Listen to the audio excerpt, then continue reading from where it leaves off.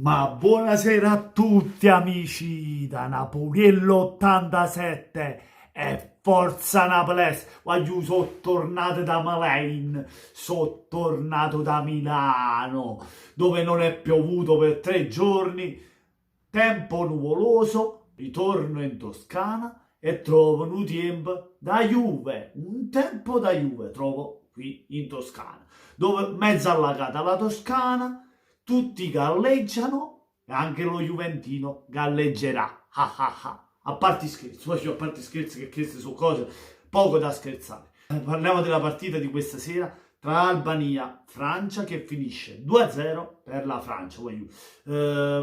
Cioè, praticamente la differenza si è vista in campo, la Francia molto superiore all'Albania, e che vuol dire a fare? Già nella carta, già se andiamo a vedere le due rose, vediamo i giocatori che giocano nella Francia e quelli che giocano nell'Albania, con tutto il rispetto per l'Albania, ma c'è proprio una differenza enorme, ma questo già si sapeva, si è visto anche sul campo.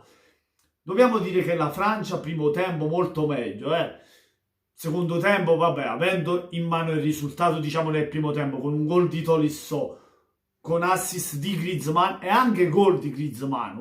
Griezmann che è stato il migliore in campo, di sicuro da parte della Francia, ma in tutta la partita il migliore è Griezmann. Diciamo la Francia ha gestito bene, perché dopo aver fatto i 2 gol ha gestito la partita praticamente, perché nel secondo tempo sì, ha preso anche un palo con Giroud, poi ha fatto qualche altra occasione da gol, ma la partita l'ha fatta l'Albania, mettendosi un po' paura alla Francia, ma non creando grandissime occasioni da gol, perché la Francia appunto ha gestito bene la partita, avendo il risultato in mano, ha saputo anche difendere, cosa che, cioè, l'enorme qualità. La differenza è quella che la fa, cioè sia in fase difensiva che in fase offensiva. I giocatori che ha la Francia sono di tassello molto più superiori a quelli dell'Albania.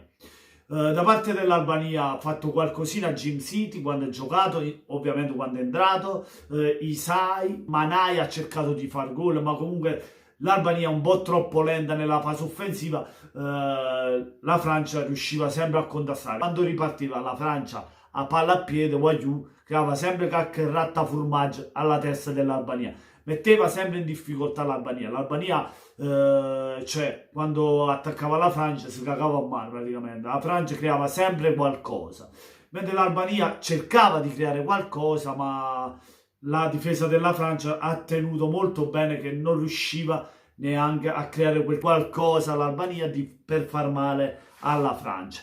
Francia che merita questa vittoria con uno dei suoi migliori giocatori che ha in rosa, Griezmann, che è il migliore in campo, ripeto. Da parte dell'Albania hanno fatto bene quelli che conosciamo, ovviamente. Berisha ha fatto qualche parata, si è comportato bene nonostante abbia preso 2 gol. Berisha penso fra i migliori. Anche Manai ha fatto benino, diciamo, insieme a Isai, anche se Isai lo do colpevole su quella palla persa, quando è uscito palla al piede, dove Griezmann ha recuperato il pallone e ha rischiato di prendere il 3-0 l'Albania lì, perché hanno lasciato solo Giroud. Un po' tutta la difesa dell'Albania ha sbagliato, sia in uscita che a tenere la linea, cioè proprio si hanno scrutato proprio a Giroud, l'hanno lasciato là. Voglio sono che passato un po' pallone. Poteva fare quello facile, ha voluto cercare l'angolina, piato un palo, un front, Giroud, ovviamente. Niente, fatemi sapere voi cosa ne pensate, lasciate tanti like se vi è piaciuto il video, ma soprattutto, succede, sono tornato. Iscrivetevi al nostro canale. Buonanotte a tutti, amici. Da Napoliello 87 e Forza Naples,